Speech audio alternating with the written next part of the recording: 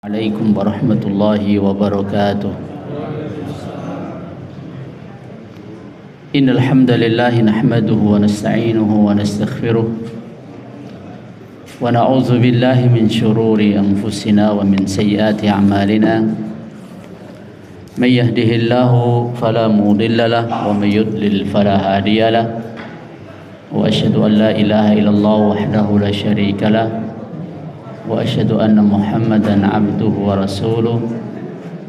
اللهم صل وسلم وبارك على رسولنا محمد وعلى آله وأصحابه ومن تبعهم بإحسان إلى يوم الدين. أما بعد.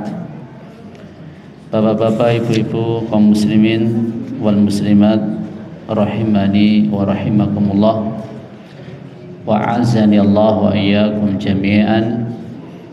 Segala puji dan syukur marilah sebagai hamba Allah yang beriman kepadanya, sebagai hamba Allah yang menyadari bahwa dirinya tidak akan bisa hidup dan pasti akan selalu bergantung dan membutuhkannya, sebagai hamba yang menyadari bahwa tujuan hidupnya adalah untuk ibadah kepadanya, dan sebagai hamba yang senantiasa berusaha untuk memperbaiki diri, meningkatkan iman dan juga amal saleh.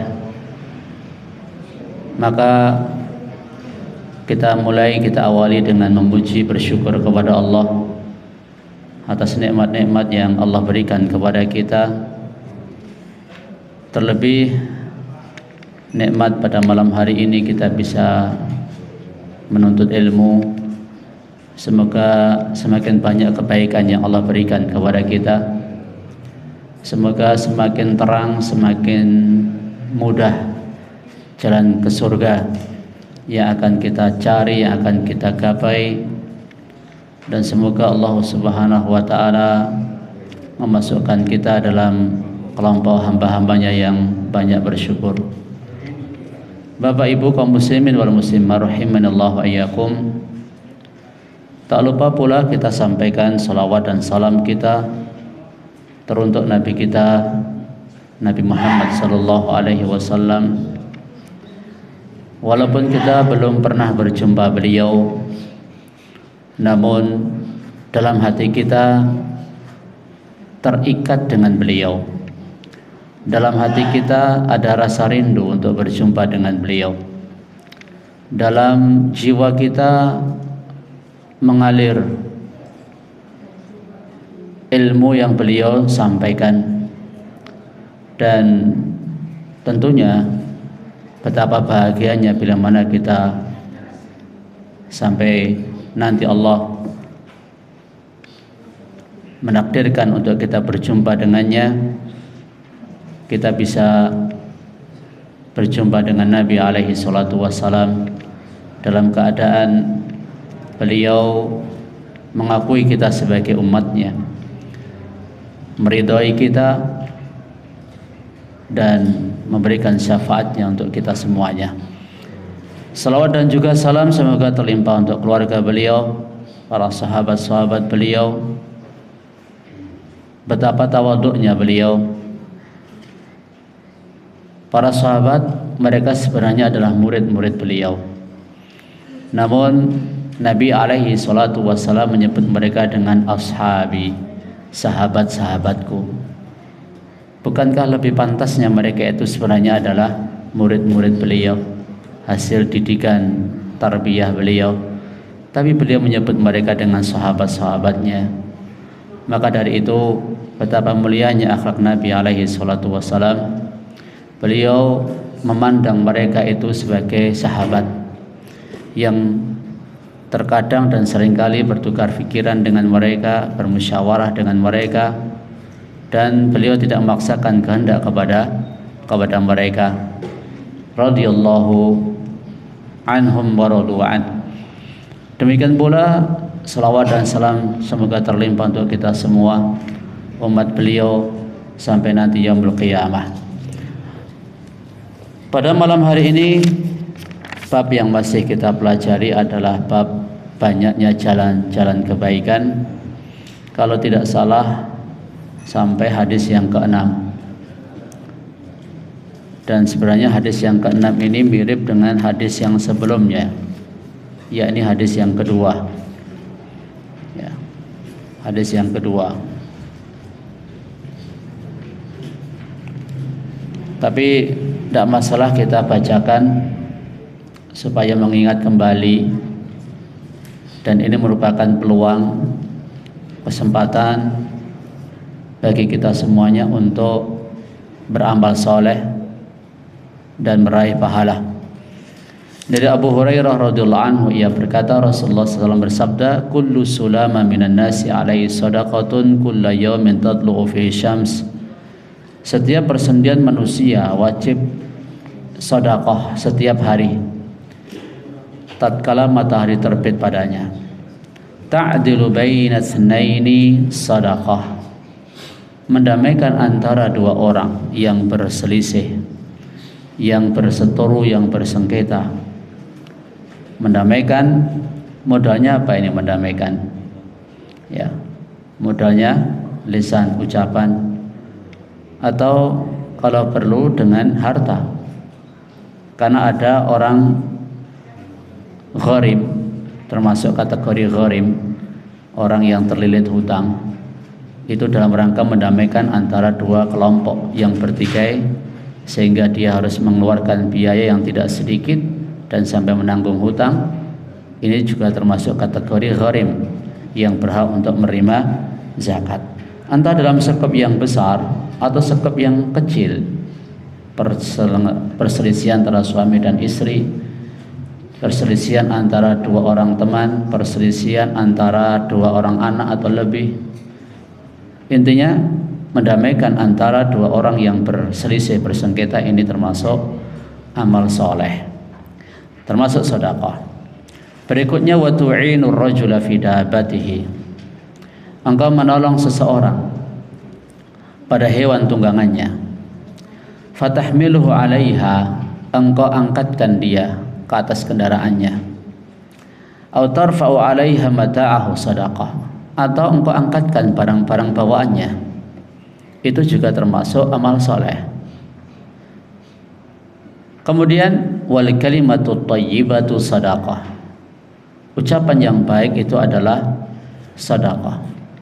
Ucapan yang baik itu apa? Sebaik-baik ucapan, fa inna ahsanal kalami kalamullah. Sebaik-baik ucapan itu adalah kalamullah. Kemudian ucapan yang baik selain kalamullah adalah zikrullah. Itu juga termasuk amal soleh. Termasuk ucapan yang baik adalah baik dari sisi zatnya ataupun baik dari sisi tujuannya.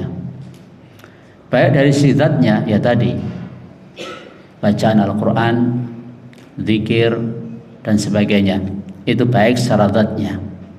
Bila kita mengamalkan itu, maka termasuk amal soleh atau sedekah. Ada juga di sana baik bukan secara zatnya, namun secara maksud dan tujuannya. Semisal berbincang dengan teman duduk, berbincang dengan teman duduk, bertutur sapa, Pak dari mana, mau kemana, kan ini ucapan-ucapan yang mubah, ucapan-ucapan yang secara zatnya itu ya tergantung. Ya, kalau maksud orang dengan perkataan-perkataan yang mubah seperti ini adalah untuk memberikan ya kesenangan atau membuat teman duduknya itu jenak duduk bersama dia, membahagiakan dirinya, tentunya jenengan akan merasa duduk dengan orang yang cuman diam, nggak punya guneman, ya, padahal perjalanannya panjang. Ini tentu beda dengan kalau jenengan duduk bersama orang yang dia ramah, bertutur sapa yang baik. Ya, secara zatnya ini sebenarnya bukan thayyib, namun kalau dimaksudkan dari pembicaraan itu adalah untuk membahagiakan, menyenangkan teman duduk kita, maka terhitung sebagai sedekah. Kemudian wa bikulli khatwatin tamshiha ila sholati sedekah. Setiap langkah kaki ke masjid untuk melaksanakan salat itu juga terhitung sedekah. Kita melangkah dalam sehari tak kurang 5 kali melaksanakan sholat berjamaah di masjid. Dan kalau kita dari rumah sudah dalam keadaan berwudu, kemudian kita berjalan ke masjid, maka langkah kaki kita terhitung sedekah, bisa mengangkat derajat dan bisa menggugurkan dosa kita. Afdolnya kalau kita berangkat ke masjid itu dalam keadaan berwudu. Kemudian wa tumitul adza 'anit tariqi sedekah, menyingkirkan gangguan di jalan, entah itu duri, entah itu kaca, entah itu kayu, entah itu batu, entah itu bangkai. Intinya yang mengganggu di jalan itu juga termasuk amal saleh. Muttafaqun alaih wa rawahu Muslimun aidan min riwayati Aisyah radhiyallahu anha qalat qala Rasulullah sallallahu alaihi wasallam. Redaksi Muslim dari riwayat Aisyah, ia berkata, Rasulullah SAW bersabda, innahu khuliqa kullu insani min bani Adam ala sittina wa thalathimi'ati mifsalin. Sesungguhnya setiap manusia dari anak keturunan Adam diciptakan di atas 360 persendian. Faman kabbarallaha wa hamidallaha wa hallalallaha wa sabbahallaha, barang siapa bertakbir, mengagungkan Allah, memuji Allah, ya, bertahlil dan bertasbih kepada Allah, wastaghfarallah, istighfar kepada Allah.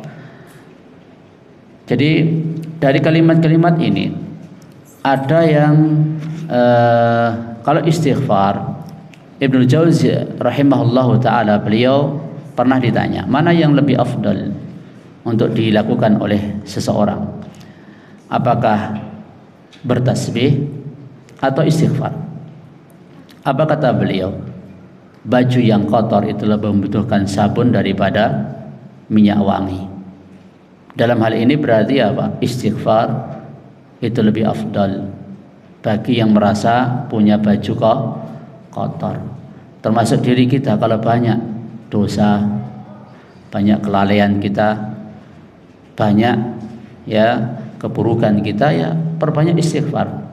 Nabi SAW sendiri yang bersih dari dosa, bahkan sudah diampuni dosa beliau yang lalu maupun yang akan datang, tak kurang 100 kali dalam sehari beliau beristighfar. Kalau mau ditambah dengan tasbih, takbir, tahlil, tahmid, itu akan semakin menjadikan berkualitasnya hamba itu di sisi Allah Subhanahu wa taala. Wa azala hajaran an tariqin nasi aw syauqatin aw 'adman an tariqin nas, menyingkirkan batu dari jalan yang dilewati manusia, atau duri atau tulang, itu juga termasuk amal soleh. Nah, termasuk hal ini juga Syekh Muhammad bin Shalih Al-Utsaimin menafsirkan, kalau menyingkirkan gangguan di jalan yang hissi.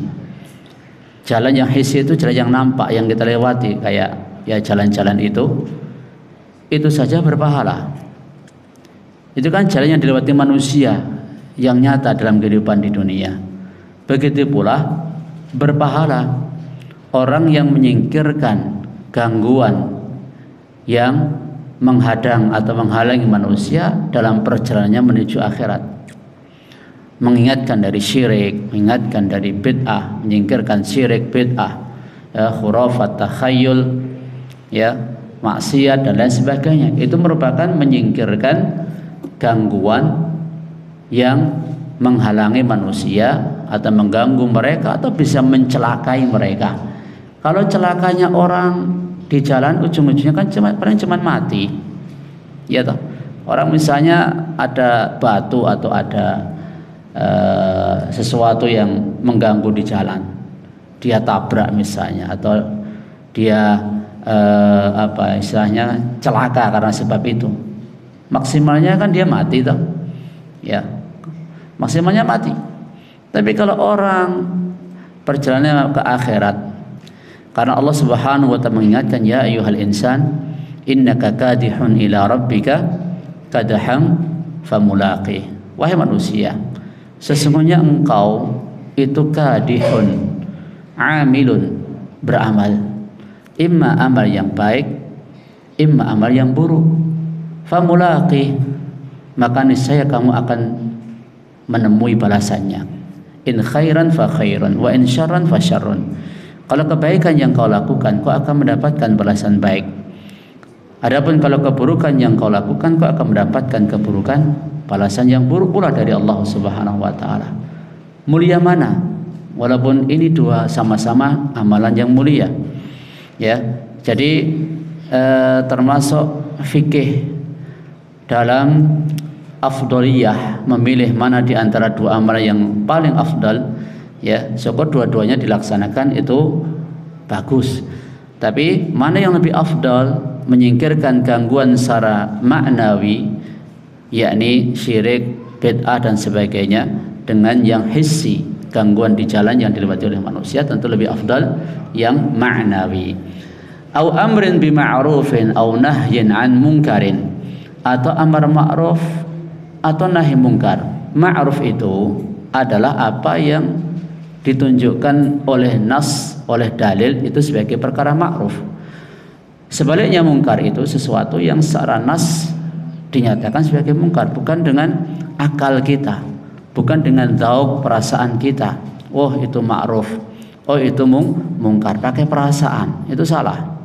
Ya, demikian juga keliru kalau seseorang misalnya mereka menganggap ma'ruf itu kalau sesuai dengan akalnya. Kalau nggak sesuai dengan akalnya, itu bukan perkara ma'ruf berarti. Ini salah. Dan mereka hanya mau menerima kalau sesuatu itu sesuai dengan akal, meskipun itu dalil. Ya, meskipun itu dalil Quran, meskipun dalil dari As-Sunnah, nggak mau terima karena nggak sesuai dengan akalnya. Ini menunjukkan apa?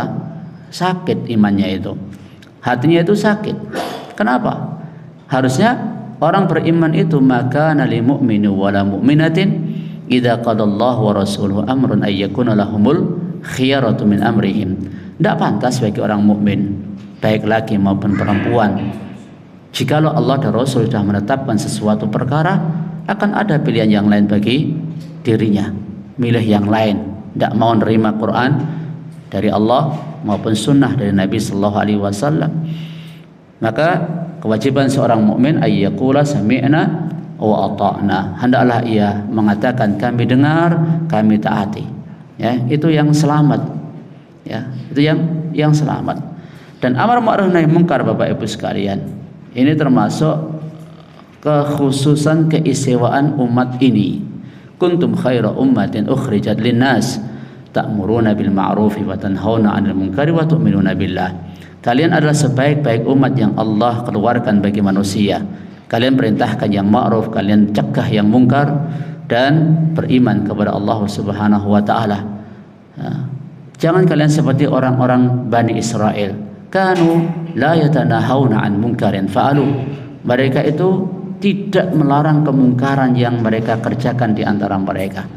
Jadi kalau kita tengok sejarah, dahulu umat yang mulia itu siapa? Bani Israel. Ketika mereka berpegang teguh dengan ajaran Nabi mereka.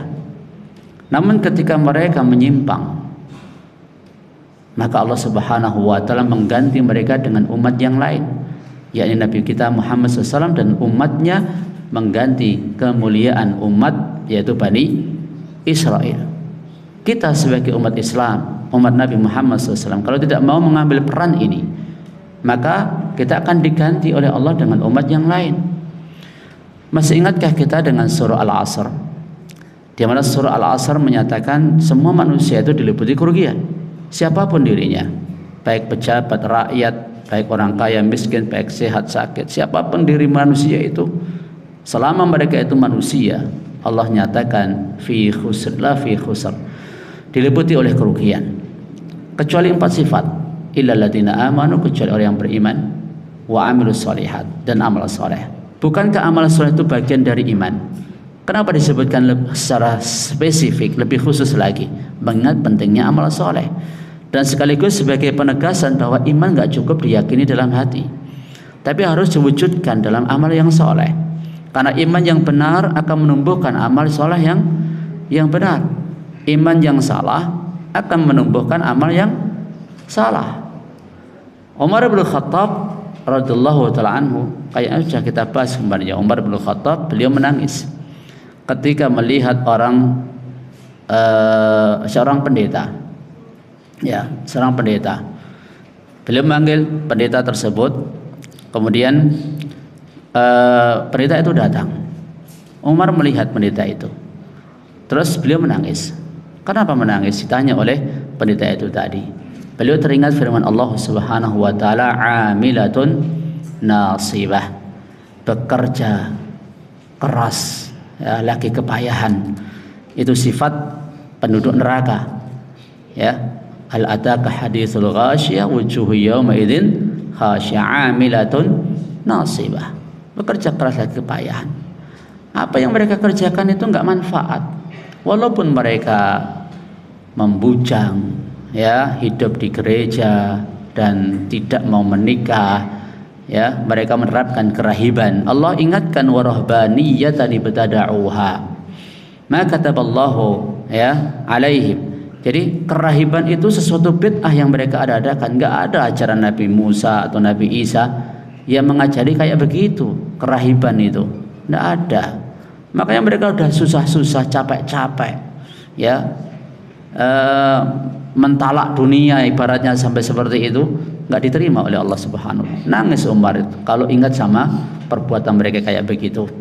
Ya, demikian pula orang-orang Khawarij yang mana mereka, ya, mengkafirkan sahabat Utsman, sahabat Ali.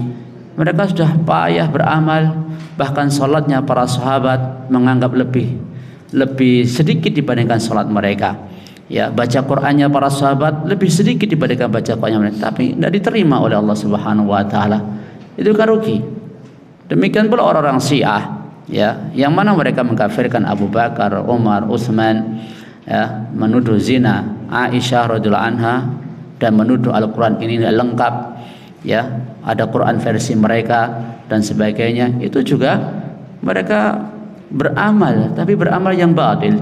Makanya akidah itu ada akidah yang sahih dan akidah yang batilah. Jadi termasuk amar ma'ruf nahi munkar itu juga sedekah. Jadi amal soleh itu bagian dari iman. Kemudian watawassaw bil haq, nasihat menasihati dalam kebenaran, itu juga termasuk amal soleh. Disebutkan lebih spesifik lagi mengingat pentingnya tanasaw bil haq. Kemudian tanasaw bis sabr itu lebih spesifik daripada tanasaw bil haq, ya. Makanya 4 sifat ini akan menjadikan seseorang terlepas dari kerugian. Terus ada sittina wa salasi mi'ah, sejumlah 360, ya, persendian. Fa innahu yumsi yauma idzin wa qad zahza nafsu anin nar. Dan sungguhnya di sore harinya, di hari itu, bila dia mengamalkan bersedekah sebanyak sejumlah persendiannya tersebut, dan di riwayat yang sebelumnya yaitu cukup dengan 2 rakaat salat duha, wa qad zahzaha nafsuhu anin nar, sungguh dia telah menjauhkan dirinya dari api neraka. Sebenarnya cuma mengulang, tapi ternyata panjang juga, ya. Ya, tapi ada pada tambahan-tambahan yang enggak ada di hadis yang sebelumnya. Terus kita lanjutkan hadis yang ke-7. An Nabi sallallahu alaihi wasallam qaal, man ghada ila al-masjid aw raha a'adda Allahu lahu fil jannati nuzulan kullama ghada aw raha, muttafaqun alaih. Barang siapa yang pergi ke masjid di waktu pagi maupun di waktu sore, ya, untuk sholat atau untuk menuntut ilmu atau untuk keperluan yang lain dari tujuan-tujuan yang baik, datang ke masjid di waktu pagi atau di waktu sore, Allah Subhanahu wa taala siapkan baginya di surga hidangan. setiap kali dia pergi di waktu pagi ataupun di waktu sore. Apa faedah yang bisa kita ambil dari hadis ini, Bapak Ibu sekalian? Ini juga termasuk bentuk-bentuk amal soleh, jalan-jalan kebaikan. Datang ke masjid, sekedar datang ke masjid, Allah Subhanahu wa taala berikan balasan. Ya, bukankah masjid itu rumah Allah? Ya, bukankah masjid itu afdal biqa fil ard? Masjid itu seafdal-afdalnya tempat di bumi. Ya, adapun seburuk-buruknya tempat itu pasar. Seafdal-afdalnya tempat di muka bumi ini masjid. Maka perbanyaklah kita datang ke masjid. Entah untuk keperluan sholat 5 waktu, entah untuk thalabul ilmi, entah untuk apa yang kiranya itu manfaat. Kalau ada kerja bakti atau ada apa ya, yang manfaat lah. Nah, makanya kalau antum kita misalnya berkunjung ke rumah orang, dapat jamuan enggak? Ya, dapat jamuan dari pemilik rumah biasanya dong. Ini orang jaga nih, ya, betul jaga nih. Tapi itu yang tradisi yang biasanya ada di masyarakat kita. Lah kalau kita berkunjung ke rumah Allah, Allah siapkan hidangan enggak? Nah, kok enggak ada di masjid? Ya, enggak ada di masjid. Adapun apa yang jenengan terima sekarang ini, ya, teh manis sama nanti mungkin ada makanan atau snack atau apa itu belum ada apa-apanya. Ya, itu belum ada apa-apanya. Makanya yang kita harapkan yang ini loh, yang maknawi ini loh, yang Allah siapkan di surga itu. Ya, tentunya kita berbangga diri, senang. Setiap kali kita ke masjid, Allah siapkan hidangan di surga. Berarti kira-kira kalau disiapkan hidangan di surga, masa enggak masuk surga? Ya, buat apa kalau disiapkan makanan di surga kok enggak masuk surga, itu lagi gimana? Ya, kan enggak mungkin itu. Mudah-mudahan ini juga sebagai pertanda bahwa orang yang senantiasa, kan ini sesuai juga dengan hadis Nabi SAW yang lain, sab'atun yudhilluhumullahu fi dhillih yauma la dhilla illa dhilluh. Ada 7 golongan yang akan mendapatkan naungan Allah di hari yang tidak ada naungan selain naungannya. Salah satunya apa? Wa rajulun qalbuhu mu'allaqun bil masajid. Ya, seorang lelaki yang hatinya terpaut dengan masjid. Hatinya itu selalu ingat dengan masjid. Setiap kali selesai sholat, ya, nunggu datangnya sholat yang berikutnya. Yang ia tunggu adalah ya adzan, atau dia sebelum adzan sudah datang ke masjid. Ya, jadi orang yang seperti ini akan mendapatkan perlindungan Allah nanti pada yaumul qiyamah.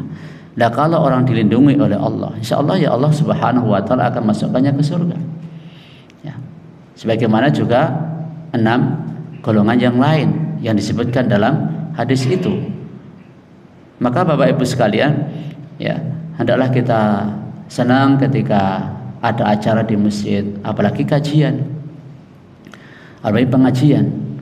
Ini ya, bukankah majelis zikir itu adalah riyadul jannah, taman surga. Taman surga. Apakah panjenengan merasa diri panjenengan sekarang sedang di taman surga? Merasa ndak? Kata era krosok belasi. Krosone nang emperan. Ya, rasane ya adem-adem. Ya. Maka hal yang seperti ini yang tidak bisa kita panca indera sekarang, kita harusnya yakin juga. Termasuk dalil-dalil yang menunjukkan keistimewaan ahli ilmu misalnya. Wa innal ulama la yastaghfirullahu man fis samawati wal ard hatta al-hitanul fil ma'. Seorang yang alim atau muallimin nas al khaira, orang yang mengajarkan kebaikan kepada manusia, Allah Subhanahu wa taala jadikan makhluk itu memintakan ampun untuk mereka. La yastaghfirullahu man fis samawati wal ard. Penduduk langit, penduduk bumi memintakan ampun untuk mereka. Hatta al-hitanu fil ma'. sampai ikan-ikan yang ada di lautan, bahkan hatta namlah fi juhriha, ya, sampai semut-semut di lubang-lubangnya itu juga mintakan ampun untuk pengajar kebaikan, untuk orang alim. Makanya kita harus yakin juga gimana istighfarnya mereka, ya. Hal yang seperti ini wajib untuk kita imani. Begitu pula ketika seorang membaca tasbih. Tasbih itu adalah Allah tanamkan, Allah berikan untuknya sebuah pohon di surga. Setiap kali dia bertasbih, ya, Allah berikan pohon untuknya di surga. Dan banyak sekali, ya, hadis-hadis ataupun dalil-dalil yang itu gaib, ya, tapi kita wajib percaya apa yang disampaikan Nabi dalam hadisnya ini. Itsbatu hadzal jazaa'il 'azim liman dhaba ilal masjid. Hadis ini juga menerangkan pahala yang besar bagi orang yang pergi ke masjid di awal siang ataupun di akhir. Wa fi bayan fadlillahi 'alal 'abd. Di sini juga disebutkan penjelasan keutamaan Allah kepada para hamba. Haitsu yu'tihi 'ala mithli hadhil a'malil yasira hadha thawab al-jazil. Allah Subhanahu wa ta'ala berikan pahala yang banyak untuk amalan yang kecil. Ya. Pahalanya besar, amalnya kecil. Ini yang bisa ngasih hanya Allah Subhanahu wa ta'ala.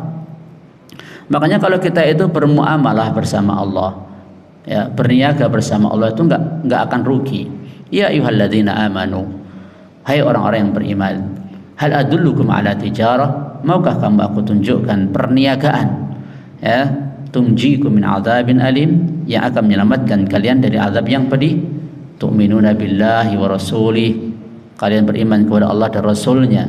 Wa tujahiduna fi sabilillahi bi amwalikum wa anfusikum, dan kalian berjuang, ya, berjuang di jalan Allah Subhanahu wa ta'ala dengan harta dan jiwa kalian. Dzalikum khairul lakum in kuntum ta'lamun. Itu lebih baik bagi kalian jika kalian mengetahui. Ya, jika kalian mengetahui. Terus hadis yang berikutnya.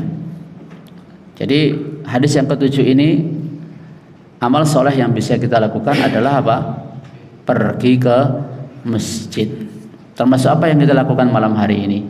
Semoga Allah Subhanahu wa ta'ala mencatatnya sebagai amal soleh, dan semoga Allah Subhanahu wa ta'ala memberikan, ya, apa yang kita sukai, ya, nanti pada yaumul qiyamah, dan pahala yang dijanjikan lewat lisan Nabi betul-betul kita dapatkan nanti di surga Allah. Terus berikutnya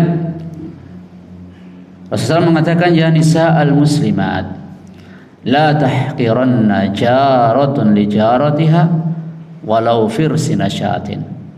Wahai wanita-wanita muslimat, janganlah kalian menyepelekan, menganggap remeh-temeh, ya, pemberian untuk tetangga meskipun hanya kikil kambing.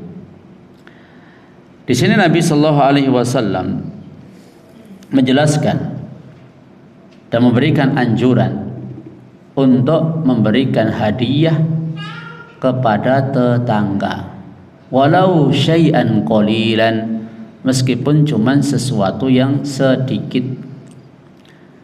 Ya. Bagaimana kalau tetangga itu saudara kita, kerabat kita, haknya lebih banyak? Karena tetangga itu ada tiga. Tetangga itu ada tiga. Coba jenengan nanti ingat-ingat yang menjadi tetangga jenengan, kriterianya yang mana? Apakah dia tetangga sekaligus sedulur kerabat jenengan? Maka haknya tiga. Hak sebagai tetangga, hak sebagai kerabat, dan hak sebagai seorang muslim. Lebih besar haknya. Kemudian yang kedua, Bisa jadi tangga kita itu seorang muslim bukan kerabat, orang lain. Haknya dua, hak sebagai orang muslim dan hak sebagai tetangga. Yang ketiga, kemungkinannya tangga kita itu dia bukan kerabat kita dan dia bukan orang muslim, non muslim. Dia masih punya satu hak, yaitu hak sebagai tetangga. Ya. Nabi sallallahu alaihi wasallam menyampaikan, "Man kana yu'minu billahi wal yawmil akhir falyukrim jarah." Barang siapa beriman kepada Allah dan yaumul akhir, adalah muliakan tetangganya. Adalah muliakan tetangganya. Ya. Tidak akan masuk surga seorang yang la ya'manu jaruhu bawa'iqahu. Tetangganya itu enggak merasa aman dari keburukan dirinya. Jangan sampai ya tetangga kita resah dengan keberadaan kita. Ada kita kok malah meresahkan itu ya. Kalau meresahkan misalnya karena mungkin keimanan kita, ketakwaan kita yang mana mereka masih jahil, yaitu masih tidak masalah. Tapi kalau meresahkannya itu karena memang perilaku kita yang buruk, ya, tidak pernah kenal sama tetangga, nggak pernah haru-haruh sama tetangga, ya, alias muamalahnya kurang baik dengan tetangga, itu ya tidak boleh seperti itu, tidak boleh seperti itu. Terus Bapak-Ibu sekalian, ya, Nabi SAW mengingatkan bahwa beliau diwasiati oleh Jibril untuk memuliakan tetangga, sampai-sampai beliau merasa tangga itu akan dapatkan warisan, ya, akan mendapatkan warisan. Ada seorang wanita ditanyakan kepada Nabi Sallallahu Alaihi Wasallam. Wanita itu dia rajin sholat, ya, rajin sholat malam, dia juga rajin berpuasa, tapi lisannya enggak henti-hentinya menyakiti tetangga. Atau dengan arti kata lain, wanita itu hubungan bertangganya buruk, tapi secara ibadah yang lain dia itu bagus. Nabi sampaikan apa? Iya finnar, dia di neraka. Atau kama qala Rasulullah, ya, dia di neraka. Jangan disepelekan. Mungkin kita ibadahnya bagus, hubungan kita kepada Allah bagus, ya, kepada Nabi bagus. Tapi kalau kita mengabaikan, meremehkan tetangga, itu bisa membahayakan, ya, karena kita masuk Islam atau mengamalkan Islam itu enggak tebang pilih. Sumul, ya ayyuhalladzina amanu udkhulu fis silmi kafah. Hai orang yang beriman, masuklah Islam secara keseluruhan.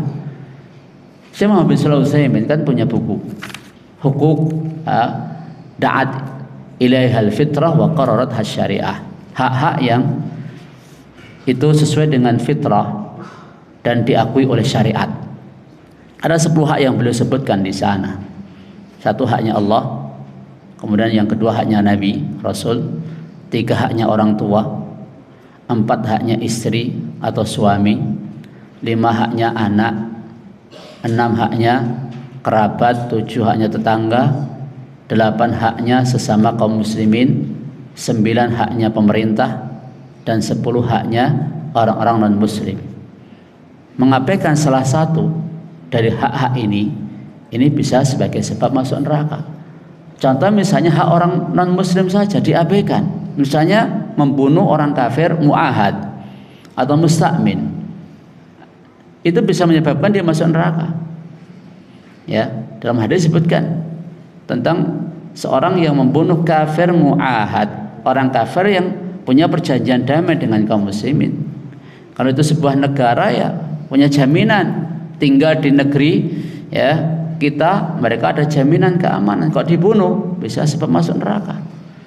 Jadi dari semua hak-hak fitrah itu tadi, kalau diabaikan salah satunya saja, itu bisa menyebabkan seorang masuk neraka. Nah, di sini Nabi sallallahu alaihi wasallam menganjurkan, memberikan motivasi untuk berbuat baik kepada tetangga, memuliakan tetangga. Ya, walaupun sebenarnya amal soleh itu tidak mesti harus bentuknya harta. Ya, tidak mesti harus bentuknya harta. Kadang tetangga itu nggak butuh juga, misalnya tidak harus ngasih gitu loh ya. Sekedar diloroi pun seneng betul Pak jenengan.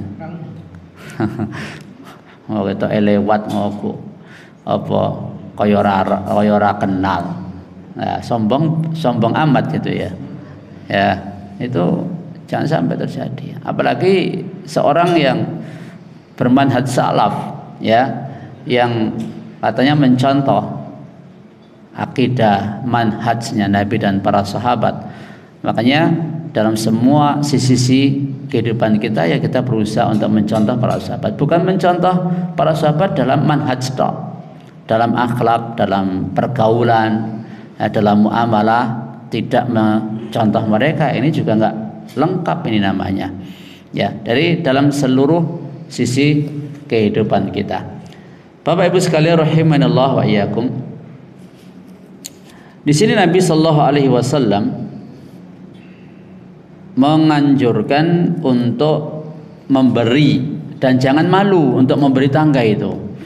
Kadang ibu-ibu itu kalau mau ngasih tangga itu yang raukeh ngono ora piye ya? Pekewo. Ya, yang raukeh ngono pekewo. Ya, ora pantes. Tapi sering juga apa sing wis dimoi kuwi lagi dikekke ngono. Nggih, Bu. Ya, turahan wis kene wis jeleh atau wis ora gelem utawa wis mele-mele, wis mele-mele lagi dikene tanggane. Ya janjane ya ora apa-apa. Mungkin kita sudah mele-mele, tangga kita masih ya semangat untuk menikmati kan ya, apa meneh yen daging kambing ya. Ya. Maka jadi kita ambil pemahamannya, kalau memberi sesuatu yang sedikit saja itu Nabi anjurkan, apalagi kalau ngasih yang baik, yang banyak. Itu berarti apa? Lebih afdal enggak? Ya lebih afdal, lebih sempurna. Lebih sempurna. Ya. Tapi ya gini, kadang nuwun sewu nggih, ngasih itu dengan pikiran engko dibalekne kosong apa isi yo. Piringe apa mangkoke ya, yen bar ngeki tanggane iki engko dibalekne yen kosongan kok ya ora pangerten. Lah niku jenenge ya perlu diteliti dulu niat dia dalam mengasihi dan memberi. Ya, kita memberi itu bukan untuk menerima balasan imbalan. Balasan kita kan di sisi Allah Subhanahu wa taala. Kalau enggak dibales dengan ya jangan mosok geleme kok nampa tok yen kon genti bales ngeki kok. Mosok seperti kok kene terus ngeki. Kono blas ra tau ngeki. Ya ora usah dirasani. Ya, mboten usah diomongke. Wong niate ngeki niku kan karena Allah. Bukan karena pengen dibales. Bahkan Nabi SAW mengatakan dalam hadis yang lain, idza tabakhta maraqatan fa'aktsir ma'aha. Idza tabakhti maraqatan fa'aktsir ma'aha wa ta'ahad jiranaka. Bila engkau masak yang ada kuahnya, maka perbanyak airnya. Ya. Dan berilah tetangga. Ning ampun apa kuwi, jangan lodeh engko banyune pirang-pirang rasane kaya ya pokoknya dikira-kira wae lah, yen iki kirane yen jenengan iki doyan ya tangga iki ya doyan, jenengan seneng tangga ya seneng ya. Pathokane sinten? Ya awake dhewe. Aku yen dikeki kaya ngene kira-kira iki cocok apa ora, ya seneng apa ora. Ya, sampai memberi lauk seperti itu pun ya, sayur seperti itu pun akan mendapatkan pahala. Bahkan hanya sekedar berwajah manis saja kepada tetangga itu sudah berpahala loh. Tabassamuka fi wajhi akika shadaqah. Ya, hadis yang sebenarnya la tahqiranna min ma'rufi syai'an walau an talqa akhaka biwajhin taliq. Jangan meremehkan kebaikan sedikit pun meskipun engkau berjumpa saudaramu dalam keadaan wajah berseri. Ora iso ngeki apa-apa ketemu tanggane senyum. Ya sedekah to, sedekah iso guyu. Ya murah meriah to. Ya kadang guyu tok wae ya ora kabeh wong iso. Ya, ora kabeh wong iso. Wallahu taala alam bisawab. Mungkin ini dulu yang bisa saya sampaikan. Wallahu taala a'lam bisawab. Nas'alullah li wa lakum al-afiyah wat tuqa wal afaf wal ghina wa ilman nafi'a wa amalan mutaqabbala wa qalban salim wa niyatan khalisah wa laqan karimah. Subhanakallah bihamdika asyhadu an la ilaha illa anta astaghfiruka wa atubu ilaik. Assalamualaikum warahmatullahi wabarakatuh.